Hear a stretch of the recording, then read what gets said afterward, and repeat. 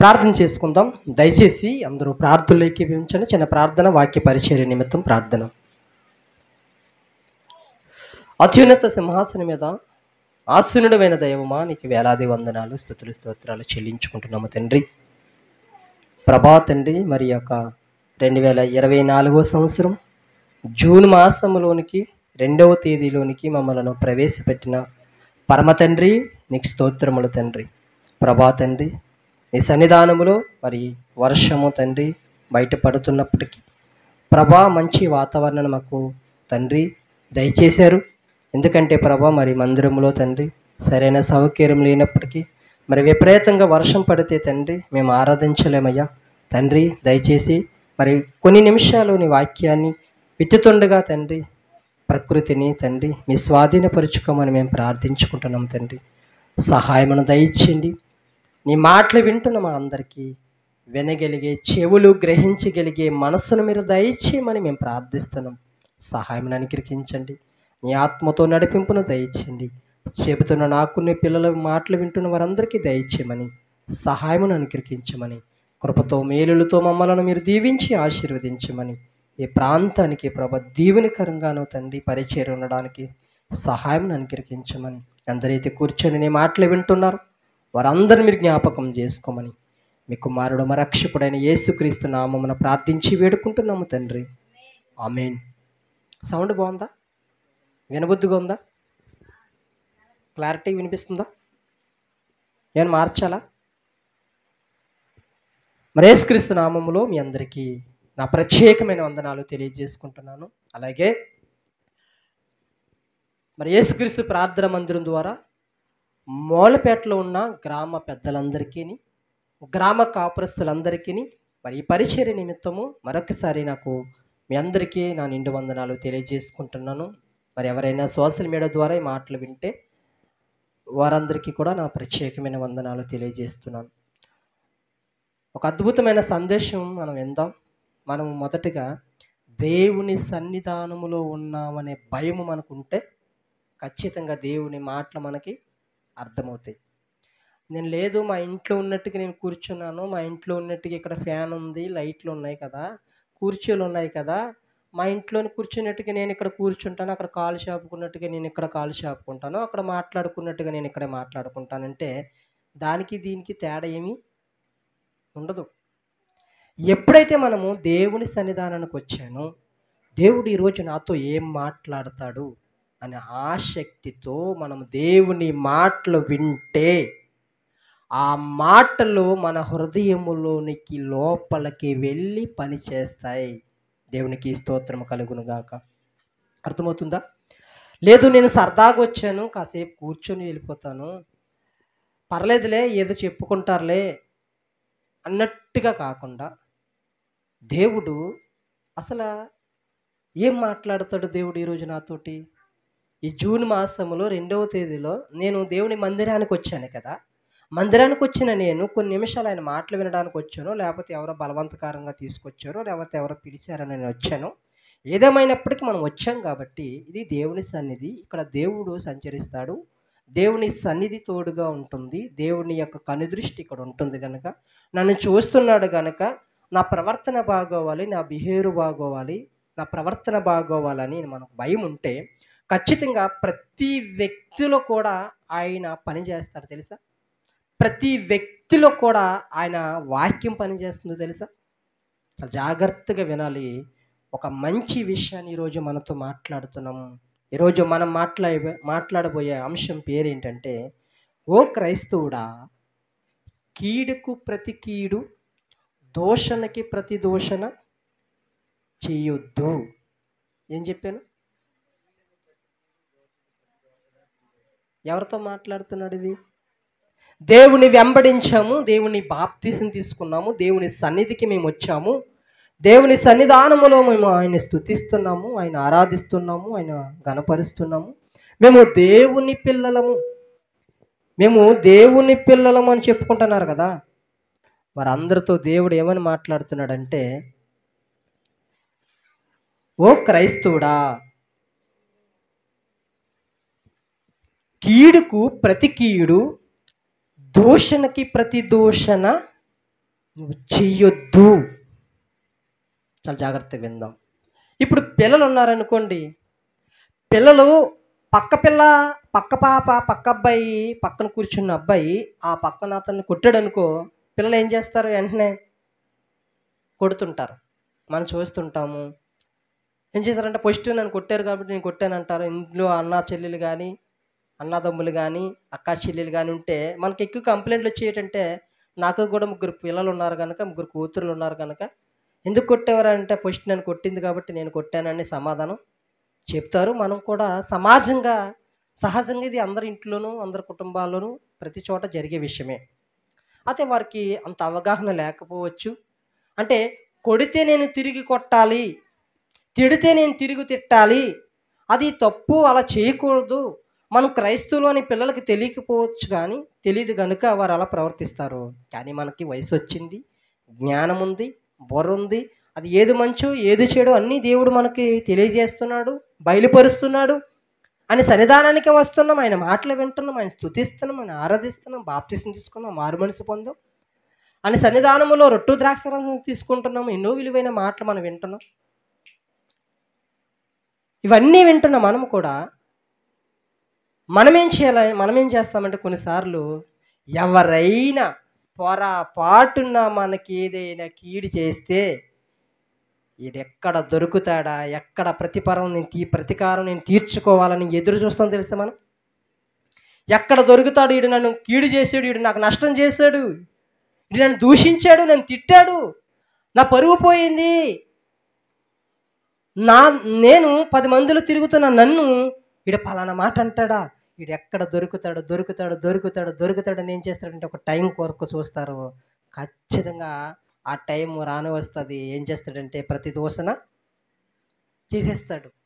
కీడు చేసాడు ఒక వ్యక్తి కీడు చేసిన తర్వాత వెంటనే మనం ఏం చేస్తామంటే వీడికి ఎలాగైనా ముళ్ళుతో తీయాలి, దెబ్బతో తీయాలి, కీడుతో తీయాలి, దూషించాడు కాబట్టి దూషించాలని ఏం చేస్తామంటే మనకి తెలియకుండానే కొన్నిసార్లు ఏం చేస్తామంటే ఇలాంటి ఆలోచనలు కలిగి, ఇలాంటి లక్షణాలు కలిగి మనం ముందుకు వెళ్తాం. కానీ దేవుడు ఏమంటున్నాడో తెలుసా? చూద్దాం ఆ మాట బైబిల్ గ్రంథముల నుంచి. అసలు దేవుడు కీడుకు ప్రతి కీడు చేయమన్నాడా, దూషణకు ప్రతి దూషణ చేయమన్నాడా? మరి ఏం చేయమన్నాడు? ఒకడు నేను తిడుతున్నాడయ్యా, పాపంగా అన్యాయంగా నేను తిడుతున్నాడు. ఇంకో విషయం తెలుసా? మీ ఎదుట ఉన్నాను నేను, నన్ను చాలామంది తిడతారు తెలుసా. మొక్క మీద తిడతారో, దారంటే వెళ్తుంటే తిడతారు. అది ఏ తప్పు తెలీదు, మనకే అర్థం కాదు. ఏదో దేవుడు చూసుకుంటాడులే, మనం తిట్టచ్చు. తిడుతుంటే ఎందుకు తిడుతున్నాం అనేసి మనకి బూతులు వచ్చు. మనమే సిటీలో నుంచి రాలేదు కదా, మనం హైటెక్ సిటీలో నుంచి వచ్చామా? కాదు కదా. మనకి బూతులు వచ్చు, కానీ అవి మనం మాట్లాడకూడదు. దూషణకు ప్రతి దూషణ చేయొచ్చు. ఉత్తినే దూషించారు, చెప్పాం క్లారిటీగా, అమ్మ మా తప్పు కాదు, వారి పైనుంచి ఆర్డర్ అలాగ వచ్చింది, వారు ఎంతమందికి ఇప్పించాలంటే వాళ్ళ ఇల్లు చూపిస్తాం అంతే, అక్కడ వరకే మాకు సంబంధం లేదంటే చాలా దారుణంగా తిట్టారు. రీసెంట్గా మొన్నే ఇలాగ కాకుండా నాకు 3 ఆడపిల్లలు పుట్టారని కూడా దూషించారు తెలుసా. 3 ఆడపిల్లలు పుట్టారని మా ఊర్లో ఆడికి అలాగే జరగాలి, ఆడికి 3 కాకపోతే ఇంకా ఎక్కువ పుట్టాలి, ఆడపిల్లలే పుట్టాలని కూడా దూషించారు. కానీ ఇప్పుడు కూడా మనం అలా ఎందుకన్నామని ఎప్పుడు కూడా మనం అడగలేదు. ఎవరైనా చాలామంది నేను ఎవరికైనా ఉపయోగపడ్డాను కానీ ఎవరికి కీడైతే మాత్రం చేయలేదు. పెయింటింగ్ పనులు ఎంతో మోసం ఉంటుందో తెలుసా. బోల్డ్ పెయింట్లు ఉంటాయి, బోల్డ్ డబ్బాలు ఉంటాయి, బోల్డ్ వస్తువులు ఉంటాయి, విలువైన వస్తువులు కూడా ఉంటాయి. తీసుకురావచ్చు. కొంతమంది వస్తారు, ఇది తీసుకొచ్చు కదా అంటారు, నాకు వద్దంటాను. లేకపోతే పలానా అంటుంటారు, వద్దంటారు. ఎందుకంటే అది దేవుడు చూస్తున్నాడు కాబట్టి. అంటే ఒక వ్యక్తికి మనం కీడు చేయకూడదు, ఒక వ్యక్తిని మనం ఉత్తినే దూషించకూడదు, దూషించిన దానికి ప్రతి దూషణ మనం చేయకూడదు. మనకి కీడు చేసాడు కనుక మరలా వాడికి కీడు చేయకూడదు అని మనకు బైబిల్ గ్రంథంలో ఎన్నో అద్భుతమైన మాటలు ఉన్నాయి. అందులో ఒక మాట చూపిస్తానే. పేతురు రాసిన మొదటి పత్రిక 3వ అధ్యాయము. ఒక పావు గంటలో ముగించేస్తాను, ఎక్కువసేపు చెప్పను. పేతురు గారు రాసిన మొదటి పత్రిక 3వ అధ్యాయము 9వ వచనం. పేజీ నెంబర్ ఎంత అంటే 214 215 పేజీ అమ్మ, చివరికి వచ్చి ఇటు 215 215 నేను చదువుతున్నాను, అప్పటికి మీరు తీయండి బైబిల్. పక్కన వాళ్ళకి హెల్ప్ చేయండి. తీసారా? పేతురు గారు రాసిన మొదటి పత్రిక 3వ అధ్యాయము 9వ వచనం, 215 పేజీలో 9వ వచనం. ఈ సైడ్ 9, 3వ అధ్యాయం 10వ వచనం. 3వ అధ్యాయం పెద్దది ఉంది, ఇంకా తీయలేదు. నేను తీస్తున్నాను, నేను తీస్తాను, చదువుతున్నాను. తీసారా? Okay, right. ఆశీర్వాదముకు వారసుడగుటకు మీరు పిలవబడితిరి. మనం దేనికి పిలవబడ్డామంట? ముందు మనం ఎక్కడున్నాం? దేవుళ్ళో ఉన్నామా? ఎక్కడున్నామంట? ముందు మనం లోకములో ఉన్నాం, అన్ని జనులుగా ఉన్నాం, దేవుని ఎరగలేని ప్రజలుగా మనం ఉన్నాం. మనల్ని అంటే దేనికి పిలిచాడంట? ఆశీర్వాదమునకు వారసులగుటకు. ఆశీర్వాదమునకు వారసులగుటకు మనల్ని లోకములో నుండి దేవుని సంఘములోనికి, దేవుని రాజ్యములోనికి మనల్ని పిలిచాడు. ఆ పిలిచిన ఆయన ఏమంటున్నాడంటే, గనుక కీడుకు ప్రతి కీడైనను, ఉందా బైబిల్లో? కీడుకు ప్రతి కీడైనను, దోషణకు ప్రతి దోషణను చేయుక దీవించండి. అర్థమవుతుందా? లోకములో ఉన్న మనలను ఆశీర్వాదానికి వారసులగుటకు పిలిచిన దేవుడు మనతో ఏం మాట్లాడుతున్నాడు తెలుసా? ఓ సంగమా, ఓ క్రైస్తవుడా, ఓ క్రైస్తవ విశ్వాసి, నిన్నెవరైనా కీడు చేస్తే, నీ మీద కీడు జరిగిస్తే, నీకు అపకారం చేస్తే, నీకు అన్యాయం చేస్తే, నిన్ను దూషిస్తే ప్రతి దూషణ చేయకు, ప్రతి కీడు చేయకు. మరి ఏం చేయమంటున్నాడో తెలుసా? దీవించు అంటున్నాడండి. దేవునికి స్తోత్రం కలుగును గాక. ఎంత మంచి దేవుడు చూడండి. చంపాడా? చంపే. కొట్టాడా? కొట్టే. ముళ్ళుని ముళ్ళుతోతే తీయాలి, దెబ్బను దెబ్బతోతే తీయాలని బైబిల్ చెప్పట్లేదండి. బైబిల్ ఎంత గొప్పదో తెలుసా? నేను దూషించాడా? వాడిని దీవించు. నీకు కీడు చేశాడా? వాడిని దీవించు. ఒక గొప్ప దైవజనులు, నాకు ఎంతో ఇష్టమైన దైవజనులు జేమ్స్ అన్న. ఈ జేమ్స్ అన్న మెసేజ్ చెప్తుంటే కొంతమంది కిట్లైన వారు ఉంటారు కదా. మా ఊర్లోనే దుమ్ములపేటలో నుంచే చాలా దారుణంగా పోస్టులు పెడుతున్నారు. ఆయన వీడియో కింద పోస్టులు, కామెంట్లు చాలా దారుణంగా పెడుతున్నారు. నేను చూస్తున్నాను, బాధపడుతుంటే అన్న ఏమని పెడుతున్నాడు తెలుసా?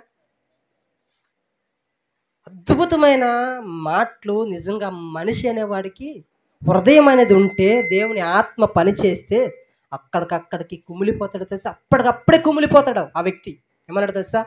దేవుడు నీ భార్యను దీవించును గాక అన్న రాస్తున్న మాటలు. దేవుడు నీ తల్లిని దీవించును గాక, దేవుడు నీ తండ్రిని దీవించును గాక, దేవుడు నీ కుటుంబాన్ని దీవించును గాక అని రాస్తున్నాడు అన్నయ్య జేమ్స్ అన్నయ్య. అతను ఏమి పెడుతున్నాడంటే, అతని తల్లిని దూషిస్తున్నాడు. మరి ఎలా పుట్టేవరో నీ తల్లికి అంటున్నాడు. ఎవరిని? జేమ్స్ అన్న. ఇంకొక విషయం తెలుసా? ఎలా పుట్టాడు అనే కంటే, ఎలా నీకు నీ తల్లి ఈ జన్మిచ్చింది ఎంతో ధన్యురాలు అనే భావనలోనికి వెళ్ళాలండి. ఎందుకంటే అంత గొప్పగా వాడబడుతున్నాడు. నేను ఎప్పుడు తెలుసా, నేను నవంబర్ నెలలోనూ అక్టోబర్ నెలలోనూ ఫోన్ చేస్తే జూన్ ఈ నెల వరకు కూడా డేట్లు ఖాళీ లేవు అప్పటికి. అంటే 6 నెలల ముందు ఫోన్ చేసినా సరే డేట్లు 6 నెలల వరకు ఖాళీ లేవు. ఇప్పుడు నేను అనుకుంటున్నాను, అన్నకి ఫోన్ చేసి ఒక మంచి డేట్ అడుగుదాం అనుకుంటున్నాను, కానీ ఎక్కడో డౌట్ కొడుతుంది. ఆ డేట్లు ఉంటుందా ఉండదో కూడా డౌటే. అంత అద్భుతంగా దేవుడు వాడుకుంటున్నాడు నేను. అలాంటి ఆయన్ను దూషిస్తే ఆయన ఏమన్నాడు తెలుసా? అమ్మా వినండి జాగ్రత్తగా. ఏమన్నాడు తెలుసా? దీవించు, దేవుడు నేను దీవించును గాక. ఎటు తిట్టేవాడిని. మనం ఏమంటాం తెలుసా? నన్ను ఎందుకు తిడతావరా, ఏ తప్పు చేశాను అని కాలర్ పెట్టుకొని లాగి కొట్టి ఇంటికెళ్ళి గొడవ పెడతావా? ఉత్తినే నేను ఎందుకు తిడతావు? నా కొడుకుని నేను తిడతావు, నా కొడుకుని నా కూతురిని ఎందుకు తిడతావు, నా భర్తను ఎందుకు తిడతావు? నీ భర్త త్రాగుబోతాడే, నీ భర్త వ్యభిచారే, నీ భర్త తిరిగిపోతే, నీ కొడుకులు మంచోళ్ళు కాదు. అయినా సరే ఒకళ్ళు ఏమైనా ఒక మాట అంటే దానికి ప్రతీకారం తీర్చేసుకొని నా కొడుకుని అంటావా, నా మొగుడిని అంటావా, నా భార్యని అంటావా, నా పిల్లల్ని అంటావా, నా తల్లిదండ్రులు అంటావా అని మనం ఏం చేస్తామంటే దూసుడికి వెళ్ళిపోతాం తెలుసా? అసలు సిచ్యువేషన్ ఏం జరిగింది, అసలు గొడవ ఏమయ్యింది, ఏం చేయాలి మనం? అసలు గొడవ ఏంటి, తప్పు ఎవరిది అన్నీ అడిగి అప్పుడు మనం ఏం చేయాలంటే ఎవరిని గద్దించాలో వారిని గద్దించాలి, ఎవరిని కూల్చేయాలో వారిని కూల్చేయాలి కదా. అలాగేమనరు. పొరపాటున అక్కడ సిచ్యువేషన్ ఏం జరిగిందో, గొడవ ఏం జరిగిందో ఏం తెలుసుకోకుండా ఏం చేస్తారంటే వెంటనే రివర్స్ అయిపోయి ఎదుటి వ్యక్తి మీదకి చేయి చేసుకోవడము, ఎదుటి మనిషిని దూషించడము, ఎదుటి మనిషిని కొట్టడము జరుగుతుంది కదా. కానీ క్రైస్తవుడు అలాగుండాలా? లోకములో నుంచి ఆశీర్వాదంకు వారసులకు మనల్ని పిలిచిన దేవుడు ఏమంటున్నాడో తెలుసా? దీవించండి. అర్థమవుతుందా? బాగా మాట్లాడుకుంటున్నారమ్మా? బాగా మాట్లాడకుండా బాగా మాట్లాడుకోండి. దేవునికి స్తోత్రం కలుగును గాక. శ్రద్ధగా వినాలి. ఏమన్నాడు దేవుడు? నేను దూషించేవారిని దీవించు, నీకు కీడు చేసేవారిని దీవించు. ప్రభా జ్యోతిని జ్ఞాపకం చేసుకోండి ప్రభా, సంజయాన్ని జ్ఞాపకం చేసుకోండి ప్రభా, రాముని జ్ఞాపకం చేసుకోండి, అశోకుని జ్ఞాపకం. ఒకప్పుడు మనం తిట్టొచ్చు, చెప్తున్నాను ఎగ్జాంపుల్ మనకు అర్థం అవడానికి. ఇప్పుడు రాము అశోకుని తిట్టొచ్చు. అప్పుడు ఏమన్నా ప్రభా రాముకి మంచి మనసునివ్వండి, రాముని మీ జ్ఞాపకం చేసుకోండి, వేటకి ఇప్పుడే స్టార్ట్ చేసాడు, మంచి సహాయం దయచేయండి అని ప్రార్థన చేయాలి. కానీ ప్రభా ఆడు చేపలు పడకూడదు, ఆడు కాలేజీకి వెళ్ళినప్పుడు యాక్సిడెంట్ అయిపోవాలి, లేకపోతే ఆడికి ఏదో దెబ్బలు తగలాలి, ఆడు క్రికెట్కి వెళ్తున్నప్పుడు వాడు గోని బిల్లాట ఆడుకున్నప్పుడు వాడు దెబ్బలు తగలాలి అనొచ్చా? లేకపోతే బాగా తగిలి నన్ను తిట్టాడు, ఉత్తినే నన్ను దూషించాడు కాబట్టి దేవుడు వాడికి చేశాడు అంటాం కదా. అది తప్పు అంటున్నాడు దేవుడు. చూద్దాం, ఇంకో మాట చూద్దాం. ఇంకేం చేయమంటున్నాడో దూషించే వారిని, అలాంటి హేళన చేసిన వారిని ఏమంటున్నాడు అంటే, కీర్తన గ్రంథంలో ఒక అద్భుతమైన మాట ఉంది, 34:14.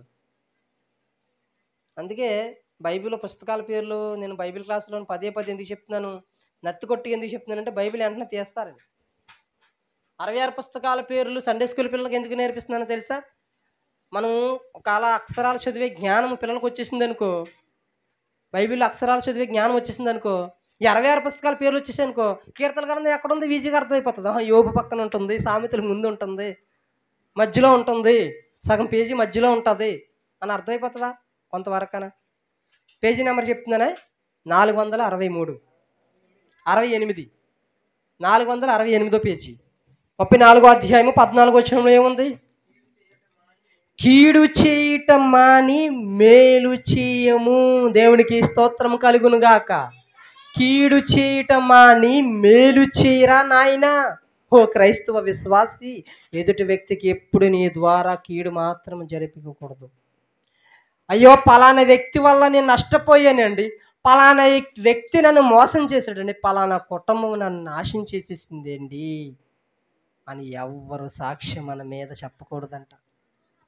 ఇదిగో పలానా వ్యక్తి వల్ల నేను నిలబడ్డానండి, పలానా వ్యక్తి నన్ను నిలబెట్టాడండి, పలానా వ్యక్తి నాకు సహాయం చేశాడండి, పలానా వ్యక్తి నాకు సపోర్ట్గా ఉన్నాడండి, పలానా వ్యక్తి నాకు ధైర్యాన్ని ఇస్తున్నాడండి, పలానా వ్యక్తి నన్ను ధైర్యపరుస్తున్నాడండి అని మన కోసం సాక్ష్యం చెప్పాలి. కానీ చిచ్చి అదా, దానివల్లే నా జీవితం ఇలాగైపోయింది, ఆ కుటుంబం వల్లే మా జీవితం నాశనం అయిపోయింది, మా కుటుంబం సర్వనాశనం అయిపోయింది, బాబు ఆడేనండి నా కొడుకుని పాడు చేసాడండి, ఆ అమ్మాయినండి నా కూతురు జీవితాన్ని నాశనం చేసేసిందని మన కోసం సాక్ష్యాలు చెప్పకూడదంట.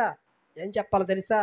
ఇదిగోనండి పలానా అబ్బాయితో తిరిగాను చూసారా, ఆడేనండి నన్ను మార్చాడు, పలానా అమ్మాయి నా స్నేహితురాలండి, ఆ అమ్మాయి నా జీవితాన్ని మార్చిందండి, నా బ్రతుకును మార్చిందండి, నేను లోకంలో పడిపోయి ప్రేమలంటూ తిరుగుతున్న నన్ను అది తప్పని నా ఫ్రెండ్ నాకు తెలియజేసిందని మనం కోసం ఎదుటి వ్యక్తుల సాక్ష్యం చెప్పాలా? గర్వంగా నేను చెప్తున్నాను మాట, దేవుడు మాత్రమే మహిమపరచబడను గాక. ఈరోజు చాలా మందిని దేవుని దగ్గర చేశాను తెలుసా నేను. ఒకప్పుడు దేవుని దూషించిన వాళ్ళమే, ఒకప్పుడు దేవుని హేళన చేసిన వారమే, ఒకప్పుడు అంటే దేవుడు అంటే భయం లేని వారమే, ఒకప్పుడు అంటే దేవుడు అంటే భక్తి లేని వారమే. కానీ చాలా మందిని దేవుని ప్రేమను తెలుసుకున్న తర్వాత, దేవుడు వాక్యం చదువుతున్న తర్వాత, దేవుడు బైబిల్ తెరిపిది పొందిన తర్వాత ఎంతో మందికి దేవుని వాక్యాన్ని పరిచయం చేస్తున్నాం, ఆ నిజ దేవుని పరిచయం చేస్తున్నాం. దానివల్ల ఎన్నో అవమానాలు, ఎన్నో దూషణ మాటలు, ఎన్నో అపనిందనలు, ఎన్నో చెడ్డ మాటలు, ఎన్నో సార్లు ఏడిపించే మాటలు పలికిన వాళ్ళే. కానీ కనీసం కొంతమంది అని మన కోసం సాక్ష్యం చెప్తారండి. ఇగో పలానా వ్యక్తి వల్ల నేను చర్చికి వెళ్ళాను, పలానా వ్యక్తి నన్ను మార్చాడు, పలానా వ్యక్తి నన్ను దేవుని సన్నిధికి తీసుకువెళ్ళాడని సాక్ష్యం చెప్పగలరా మన కోసం? చెప్పాలి. ఇదిగో పలానా వ్యక్తి నన్ను చర్చికి తీసుకొచ్చింది, పలానా వ్యక్తి నాకు మారు మనసు ఇచ్చింది, పలానా వ్యక్తి పరిచయం చేసింది ఆ సేవకుడిని. నేను జేమ్స్ అని కానీ, విజయప్రసాద్ రెడ్డి అని కానీ, కాంతికల గారు కానీ, వంశాన్ని కానీ, సునీల్ అన్ని కానీ, సాగర్ అన్న కానీ, వీళ్ళందరితో నేను చాలా క్లోజ్గా ఉంటాను. ఎక్కువగా ఎవరితో ఉంటానంటే జేమ్స్ అన్నతోటి, విజయప్రసాద్ రెడ్డి అన్నతోటి, కాంతికల గారితో ఉంటాను. సాగర్ అన్నతో కూడా టచ్లో ఉంటాను. వంశీ అన్నతో కూడా అప్పుడప్పుడు టచ్లో ఉంటాను. సునీల్ అన్నతో తక్కువ. ఇలాంటి అంటే వీళ్ళ పేర్లు ఎందుకు చెప్తున్నానంటే బలంగా వాడబడుతున్న సేవకులు, వీళ్ళని ఎంతోమందికి పరిచయం చేశానండి. వీళ్ళు యూట్యూబ్ ఛానల్ ఉంటాయి కదా, వంశీ అన్నది కానీ, సాగర్ అన్నది కానీ, జేమ్స్ అన్నది కానీ, కాంతికలక్కది కానీ, విజయప్రసాద్ రెడ్డి అన్నది కానీ, చాలామందికి ఆ యూట్యూబ్ ఛానల్ని సబ్స్క్రైబ్ చేసినవని తెలుసా నేను. మొబైల్ తీసుకోవడం, వారి యూట్యూబ్లోను స్పెల్లింగ్ కొట్టడం, ఆ యూట్యూబ్ ఛానల్ నేమ్ కొట్టడం, సబ్స్క్రైబ్ చేసేయడం. చాలామంది తిట్టేవారు, నువ్వేటి మా పేరు తీసుకొని సబ్స్క్రైబ్ చేసేస్తున్నావు అని అన్యులు తిట్టేవారు. కుర్రలు ఉంటారు కదా, చిరాకు పడేవారు. కానీ ఏంటంటే ఏదో వాక్యం వింటారు కదా అని ఆశ. మనము అలా పరిచయం చేయాలి దేవుణ్ణి. ఇదిగో ఒక సేవకులను కూడా అలా పరిచయం చేయాలి. నేను చాలామందికి పరిచయం చేస్తాం. మేము బైబిల్ తరగతి పొందుకున్నప్పుడు నాకు పరిచయం చేసిన వారు ఉన్నారు, నేను కొంతమందిని పరిచయం చేసిన వారు ఉన్నాం. అందుకే ఇలాంటి విషయాలు ఎందుకు చెప్తున్నామంటే, ఇంకో మీరు కీడు చేయటమా అని మేలు చేయాలి. మేలు చేయాలి. ఒకటి బాగులేదా, వెంటనే దగ్గర డబ్బులుంటే హాస్పిటల్కి తీసుకెళ్ళారు, దగ్గర లేవేమో, మరి ఎలాగుందరని పలకరించు, నీకు మేలు చేసినట్టే కదా, మనం అలా మేలు చేసినట్టే కదా. ఆడికి పెద్ద జబ్బు వచ్చేసిందా, జ్వరమే కదా వచ్చేసింది, కాలు చేతులే కదా పీకేస్తున్నాయి అనేసి మనం ఎటకారం చేస్తే అది దూషించినట్టుగా కదా.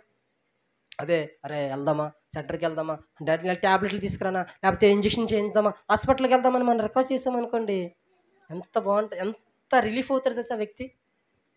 నాకు ఎవరైనా బాగోలేదని తెలిసింది ఏం చేస్తానంటే వెంటనే హాస్పిటల్కి వెళ్ళారని అడుగుతాను, లేకపోతే వెళ్దామా అని అడుగుతాను, లేకపోతే ట్యాబ్లెట్ తీసుకురానా అని అడుగుతాను. నాకు అలవాటు అయిపోయింది అది. దగ్గర డబ్బులున్నా లేకపోయినా ఏదో రకంగా ఆ మాట వచ్చేస్తుంది అది. ఎందుకంటే మేలు చేయాలి మనం, కీడు చేయటం మాని మేలు చేయాలి. దేవునికి మహిమ కలుగును గాక. జాగ్రత్తగా వినాలి. వాక్యం ముగించేసుకుందాం ఒక 2 నిమిషాల్లో, ఒక 5 నిమిషాల్లో ముగించేస్తాను. చూద్దాం, మరొక వాక్యం చూద్దాం. అదే కీర్తన గ్రంథం 37వ అధ్యాయం 27వ వచనం. అలా కొన్ని పేజీలు మార్చండి అంతే. 37వ అధ్యాయము ఒక 2 పేజీలు మార్చండి చాలు. ఒక్క పేజీ మార్చండి, ఒక్క పేజీ. 37వ అధ్యాయం 27వ వచనం చదువుతున్నానే. కీడు చేయటం మాని మేలు చేయము, అప్పుడు నీవు నిత్యము నిలిచెదవు. ప్రభా మేలు చేయమంటున్నావు కదా, రై స్టిక్లై రికార్డింగ్ అవుతుంది అక్కడ, నన్ను అర్పించకూడదు. పదే చెప్తున్నాను, నిశ్శబ్దంగా ఉండాలి. మొదట చెప్పాను, దేవుని సన్నిధిలో ఉన్నాను, దేవుడు చూస్తున్నాడనే భయం మనకు ఉండాలి. అర్థమవుతుందా? ప్రభా ఒకరికి బాగలేకపోతే వాడిని హాస్పిటల్ తీసుకెళ్ళమంటున్నావు, మా వల్ల వారికి మేలు కలగాలంటున్నావు కదా, ఇవన్నీ చెప్తున్నావు కదా, మరి మాకు ఏంటయ్యా లాభము? వారికి వ్యక్తికి మేము కీడు చేయకపోతే ఆ వ్యక్తికి మేలు చేస్తే మాకు వచ్చేది ఏంటంటే నువ్వు నిత్యము నిలిచి ఉంటావు. దేవునికి మహిమ కలుగును గాక. ఏమంటున్నాడంట? ఆడుకుంటున్నావా?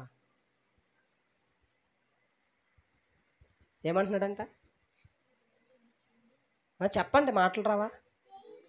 మరి వింటున్నారు వాక్యం. ఏమంటాను ఇప్పుడు? ఏం చెప్పాను నేను? అమ్మా చెప్పండి, ఏం చెప్పాను ఇప్పుడు? దేవుడు నిత్యం నిలిచే ఉన్నాడు, దేవుడు నిలిచే ఉన్నాడు, అది చెప్పానా? ఏం చెప్పాను చెప్పండి అంటున్నాను. ఇప్పుడు చెప్పిన మాట చెప్పండి అంటున్నాను.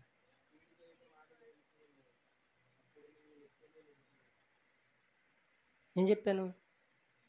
మీరు కీడు చేయటం మానేస్తే మీరు నిత్యము నిలిచి ఉంటారు అన్నాను. ఏమన్నానంట? ఏం మానేస్తే? కీడు చేయటం మానేస్తే మనము నిత్యము నిలిచే ఉంటాం. మన వల్ల 10 మంది బాగుపడతారు. మనం పడిపోము. అయ్యో నాకు తిండి లేదండి, నాకు ఇల్లు లేదండి, నాకు గుడ్డ లేదండి, నాకు అది లేదండి, ఇది లేదండి అని ఏమి ఎదుటి వ్యక్తి దగ్గరికి వెళ్ళి చేయి చాపి అడగ మనం. నిత్యము నిలిచి ఉంటాం. కష్టం వచ్చిందనో, శ్రమ వచ్చిందనో, బాధ వచ్చిందనో, ఇబ్బంది వచ్చిందనో మనం పడిపోం. లోకంలో కలిసిపోం. లోకంలో ఉండిపోం. అయ్యో ఆ వ్యక్తి మేలు చేసే వ్యక్తి, ఆ వ్యక్తి వల్ల ఎన్నో కుటుంబాలు బాగుపడతాయి, ఆ వ్యక్తి వల్ల ఎంతోమంది ఫ్రెండ్స్ బాగుపడతారు, ఆ వ్యక్తి వల్ల కుటుంబము ప్రయోజకులు అవుతారని ఏం చేస్తాడు దేవుడు నిన్ను ఒక స్తంభములా, ఒక స్తంభములా. బిల్డింగ్కి బలం ఏంటంట? డాబాకి. అర్థమవుతుందా? చూడండి, నా వైపు చూడండి, వినండి, దృష్టి పెట్టండి. ఒక బిల్డింగ్కి బలం ఏంటంట? స్తంభం. స్తంభాల మీదే వేటంతా ఉంటుంది. ఆ స్తంభంలా మనం నిలబడి ఉండాలి అంటే మన ఎదుటి వ్యక్తికి కీడు చేయటం మాని మేలు చేయాలి. దగ్గర డబ్బులు లేవా? ఓ పలకరించు, ఎలా ఉన్నావు, బాగున్నావా, అంతేగాని వారిని పాడు చేసే విధంగా మనం ఉండకూడదంట. ఎదుటి వ్యక్తికి లవ్వుల విషయంలోను, ప్రేమల విషయంలోను ఏంటంటారో రాయిబారులుగా మనం ఉండకూడదంట. కబుర్లు అందించే మధ్య వ్యక్తిగా మనం ఉండకూడదంట. ఎందుకంటే వాళ్ళ తల్లిదండ్రులు ఏడుస్తారు తెలుసా? చిన్నప్పటి నుంచి కొడుకుని పెంచుకుంటారు, కూతుని పెంచుకుంటారు. ఒకానొక రోజు వచ్చి నువ్వు వచ్చేసి నువ్వు గెద్దలా వెళ్ళిపోతే ఎంత ఏడుస్తారు? నేను పనికి వెళ్తున్నాను కదా, చాలా పేరైన కుటుంబమే, వాళ్ళ మనవడు అనమాట, ఒక అబ్బాయి, పేరు చెప్పకూడదు. అయితే ఏం చేశాడంటే నా ఎదురుకుంటా ఫోన్ మాట్లాడేవాడు. ఫోన్ మాట్లాడితే మనం చెప్తాం, తిడతాం, అన్నీ గద్దిస్తాం, కానీ వినరు కదా. వినపోతే ఏం చేశాడంటే ఒకడు ఫోన్ చేశాడు. ఆడేం చేశాడంటే వెంటనే బండి వదిలేసి వెళ్ళిపోని, బండి తీసుకొని వెళ్ళిపోని ఇద్దరిని తీసుకెళ్ళి రాజమండ్రిలో దింపేసి వచ్చేసాడు. ఎవడో ఫ్రెండ్. ఎవరిని? ఒక అమ్మాయిని, ఒక అబ్బాయిని కలిపి ఇద్దరిని ఎక్కించేసుకుని రాజమండ్రిలో తీసుకెళ్ళిపోని వదిలేసి వచ్చేసాడు. మరి ఎక్కడికి వెళ్ళేవారని ఫ్రెండ్స్ అడుగుతారు కదా, ఎరా పలానా కుర్రాడు అలాగా అలా అంటే తీసుకెళ్ళారంటే వాళ్ళ తల్లిదండ్రులు ఎదుక్కుంటున్నారు, అవతల అబ్బాయిగా ఎదుక్కుంటున్నారు, అవతల అమ్మాయిలు ఎదుక్కుంటున్నారు. అది ఏం జరిగిందంటే ఫ్రెండ్స్ని అడుగుతారు కదా ఫస్ట్. ఫ్రెండ్స్ని అడిగితే ఏం చేశారంటే ఆడేం చేశాడంటే అలా మాకేం తెలియదమ్మా, మాకు తెలియదు, కానీ పలానా అబ్బాయి మాత్రం రాజమండ్రి తీసుకెళ్ళాడని తెలిసిందంట. ఇంటికి వెళ్ళి అడిగితే ఏంటి 2 రోజులు అడిగారంట. నాకు తెలీదు, నాకు తెలియదు, వాళ్ళు ఎవరో నాకు తెలీదు, వాళ్ళు ఎక్కడ ఉన్నారో నాకు తెలియదు, ఇదే పదం ఆడాడంట. అప్పుడు బాగా ప్రమాణాలు చేయించి బాగా ఇబ్బంది పెట్టించి తల్లిదండ్రులు ఇబ్బంది పెడితే అప్పుడు ఏదో రకంగా తీసుకెళ్ళి పలానా ఊర్లో పలానా చోట నేనే డ్రాప్ చేశానని తీసుకెళ్ళాడు. నీ ఎవడిచ్చాడ్రా నీకు అంత ధైర్యం? నీ చెల్లిని అయితే ఎలా తీసుకెళ్తావా? రే బావా నీ చెల్లిని లవ్ చేస్తున్నానరా, మీ అమ్మ నాన్న ఒప్పుకోరు, మా ఇద్దరిని రాజమండ్రి తీసుకెళ్ళి పంపించారంటే పంపించేస్తావా? అక్కడే పొల్లు ఎరగొట్టేస్తావు. అంటే నీ చెల్లికి ఒక రూలు, పక్కడు చెల్లికి ఒక రూలా? ఇప్పుడు పక్కడు భార్యని తీసుకెళ్ళిపోతావు, మరి నీ భార్యని కూడా తీసుకెళ్ళిపోయినా నువ్వే దగ్గరుండి హెల్ప్ చేయాలి కదా. అంతే కదా వాస్తవంగా మాట్లాడుకుంటే. ఇది తప్పు అన్నప్పుడు అది కూడా తప్పే కదా. కానీ అలా చేయరంట. కానీ అలాంటి వారిగా మనం ఉండకూడదంట. అలాంటి వారిగా మనం ఉండకూడదు. ఎవరైనా ఫోన్ చేశారనుకో, నిజంగా నేను అనుకుంటాను అలాంటి ఫోన్ నాకు వస్తే బాగుండు అనుకుంటాను. చక్కగా తీసుకొచ్చి ఇంట్లో పెట్టేసి ఫుల్ రౌండ్ వేసేస్తాను. మద్దరికి ఎందుకు వచ్చాను రా బాబు వీడి ఇంటికి అనుకుంటారు. రౌండ్ అంటే కొట్టడం కాదు, ఎంతవరకు నేను చెప్పాలో, ఎంతవరకు వారిని సరిచేయాలో, వారు చేసిన తప్పని 100% నిరూపించాలి. అంతేగాని రే 2000 ఇస్తాను రా తీసుకొచ్చే, రే 5000 ఇస్తాను రా తీసుకొచ్చే అనొచ్చా? అది కూడా కీడే కదా, మరి తల్లిదండ్రులకి కీడే కదా. అలాంటి మాత్రం మనం చేయకూడదంట. మనం నిత్యం నిలిచి ఉండాలి అంటే మనము మేలు చేసేవారుగా ఉండాలి. ఒక వాక్యాన్ని చూసుకొని నా మాటలు ముగిస్తాను. సామెతల గ్రంథం 20వ అధ్యాయము 22వ వచనం. అలాగే పక్క పేజీలు కొన్ని పేజీలు మార్చండి. సామెతల గ్రంథము 20వ అధ్యాయము 22వ వచనం. 20వ అధ్యాయము 22వ వచనం. కీడుకు 546 పేజీ. 546 ఉన్నాయి పేజీలు, కనిపిస్తున్నాయి నంబర్లు అమ్మా? కనిపిస్తున్నాయి కదా, బతికించారు. 546 పేజీ 22వ వచనం. కీడుకు ప్రతి కీడు చేసిదనని అనుకొనవద్దు, యెహోవా కొరకు కనిపెట్టుకొనుము, ఆయన నిన్ను రక్షించెను. ప్రభువా వాడు నన్ను నాశనం చేసేస్తున్నాడయ్యా, నేను ఎలా ఓర్చుకోగలను? నేను ఎంత ఓర్చుకోగలను? నిజంగా నేను తిరుగుబాటు చేస్తాను. వాడు ఆగాలంటే నేను తిరుగుబాటు చేస్తాను. ప్రభా వాడు నన్ను దూషిస్తున్నాడు, నేను తిరుగుబాటు చేస్తేనే వాడు దోషణ ఆగుతుంది. అర్థం నా మాటలు సరే జాగ్రత్తగా వినాలి. ప్రభువా వాడు నన్ను దూషించేస్తున్నాడు, చాలా మాటలు అంటున్నాడు. వాడిని కానీ మేము ఆపకపోతే, వాడిని కానీ మేము దూషించకపోతే వాడు చెలరేగిపోతాడు, నాకు కీడు చేస్తాడు, నా కుటుంబం నష్టపోతుంది, నా జీవితం పోతుంది, నాకు ఎప్పుడు కీడు చేయాలని ఆలోచిస్తున్నాడు, నేను కూడా వెంటనే కీడు చేసేస్తాననేసి మీరు అనుకోనొద్దు, నాకు అప్పగించండి. ఎవరికి అప్పగించాలంట? దేవునికి అప్పగించు. ఇదిగో ప్రభా పలానా వ్యక్తి నన్ను ఇబ్బంది పెడుతున్నాడు, పలానా వ్యక్తి నాకు కీడు చేస్తున్నాడు, పలానా వ్యక్తి నాకు అన్యాయం చేస్తున్నాడు, పలానా వ్యక్తి నాకు మోసం చేస్తున్నాడు, ప్రభా నాకు న్యాయము తీర్చండి. మన దేవుడు ఎవరంట? న్యాయవంతుడు. అర్థమవుతుందా? దేవుడు ఎలాంటి వాడంట? న్యాయవంతుడు. పిల్లలకు సండే స్కూల్ చెప్పానా? ఆయన ప్రేమ స్వరూపి, పరిశుద్ధుడు, నీతిమంతుడు, న్యాయవంతుడు. న్యాయవంతుడు. మన దేవుడు ఎవరంట? న్యాయవంతుడు. న్యాయం తీరుస్తాడా లేదా? దొంగ అనుకో ఏం చేస్తాడు? దొంగదాలు చూపిస్తాడు. మంచిడు అనుకో మంచిదాలు చూపిస్తాడు. ఇప్పుడు న్యాయవంతుడు ఏం చేస్తాడు? ఖచ్చితంగా న్యాయమే కదా తీరుస్తాడు. ప్రభా పలానా అమ్మాయి వల్ల, పలానా కుటుంబం వల్ల, పలానా వ్యక్తి వల్ల నేను బాధపడుతున్నా, నేను దేవునికి మొర్ర పెడితే నిజంగా మనం ఆ కీడు నుండి, ఆ దోష నుండి మనం తప్పిస్తాడంటండి. ఆ మాట అదే అర్థం. కీడుకు ప్రతి కీడు చేసి అనుకునవద్దు, యెహోవా కొరకు కనిపెట్టుకొని ఉండుము, ఆయన నిన్ను రక్షించెను. ఆయన నిన్ను రక్షిస్తాడు. ఎంత మోసం చేస్తారా? 100 మంది వస్తున్నారా? 1000 మంది వస్తున్నారా? రానే, నా వెనక ఉన్నవాడు వారికంటే బలవంతుడు. దేవునికి మహిమ కలుగును గాక. సముద్రం అంతా నా మీదకి వచ్చినను ఆపగలిగే సమర్థత కలిగిన దేవుడు నా దేవుడు. దాన్ని ఆపే దమ్మున్న దేవుడు నా దేవుడు. రోషము కలిగిన దేవుడు. ఆ సముద్రమును అరచేతుల్లో పెట్టుకొని పిండేసే దేవుడు నా దేవుడు. 100 మంది వచ్చేస్తారా? ఊరంతా ఏకమై వచ్చేస్తారా? వచ్చేసినా పర్వాలేదు, ఖచ్చితంగా దేవుడు సహాయం ఉంటే, దేవుని రెక్కల చాటున మనం దీన మనసులు కలిగి ఉంటే ఖచ్చితంగా ఆయన కృప, ఆయన హస్తం మనకి తోడుగా అనుగ్రహింటుంది. తెలుసా? ఒక మాట చెప్పి నా మాటలు ముగిస్తాను. జగన్మోహన్ రెడ్డి ఉన్నారా? సీఎం జగన్మోహన్ రెడ్డి గారు ఉన్నారా? వారి తాతగారంట దేవుని నమ్ముకున్నారు అని వేసారంటే ఊరి నుంచి వెలవేసేసారంటండి వాళ్ళ తాతయ్య గారిని, జగన్మోహన్ రెడ్డి గారు తాతయ్య గారిని. అయితే వారు దేవుని నమ్ముకున్నారు. క్రైస్తవులను ఏం చేశారంటే, ఏ ఊరైతే పంపించేసిందో, ఏ ఊరైతే వెలవేసేసిందో, ఏ రాష్ట్రం అయితే వారిని ఏడిపించిందో, ఆ రాష్ట్రానికి అదే వంశములో నుండి వైఎస్ రాజశేఖర రెడ్డి గారిని దేవుడు ముఖ్యమంత్రిని చేశాడు. తెలుసా? దేవునికి మహిమ కలుగును గాక. ఎటు సీఎం చేసేస్తే మనకి మహిమ కలుగును కాకంటే, ఒక క్రైస్తవుడు ఏడుస్తే ఆ క్రైస్తవుడు పక్షాన దేవుడు వ్యాజ్యం చేస్తాడంట. దేవుడు దూరుతాడు, దేవుడు జోక్యం చేసుకుంటాడు దాంట్లో. మనము కూడా దేవుడి మీద ఆధారపడి ఉంటే ఖచ్చితంగా ఎవరైతే తిట్టారో, ఎవరైతే దూషించారో వారి ద్వారా నుంచి నీకు క్షమాపణ వస్తుందో తెలుసా? నాకు వచ్చిందండి అలాగా. నన్ను ఎందరైతే తిట్టారో, ఎందరైతే హేళన చేశారో ఆ వ్యక్తులే నాకు ఫోన్ చేసి, మా అబ్బాయి పుట్టినరోజు ప్రార్థన చేయవా, మా అమ్మాయికి బాగోలేదు ఇంటికి వచ్చి ప్రార్థన చేయవా. ఎవరు?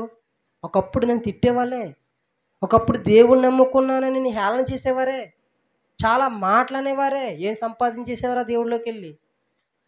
బతుకు బాగాలేదు దేవుళ్ళలోకి వెళ్ళిపోయి ఏ డబ్బులు సంపాదించేసావు, డబ్బులు సంపాదన కొరకు వెళ్ళిపోయావు కదా, ఏం సంపాదించేసావు అని ప్రశ్నించి నిలదీసి నన్ను అడిగిన వారే ఈరోజు వారి కొరకు ప్రార్థన చేయదుకో, నేను దేవుని సన్నిధికి వద్దాం అనుకుంటున్నాను, నన్ను తీసుకెళ్ళవా, ఆ దేవుని నాకు పరిచయం చేయవా, ఆ సేవకుడి దగ్గర నన్ను తీసుకెళ్ళవా, నా కోసం ప్రార్థన చేయవా, నా బిడ్డకు బాగలేదు ప్రార్థన చేయవా, నా కుమారుడికి బాగలేదు ప్రార్థన చేయవా, నా పరిస్థితి బాగలేదు నా కోసం ప్రార్థన చేయవా.